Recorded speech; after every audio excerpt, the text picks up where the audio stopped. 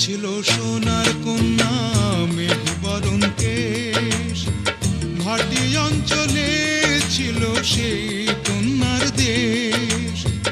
দুই চোখে তারা হারে কি মায়া, নদীর জলে পড়লো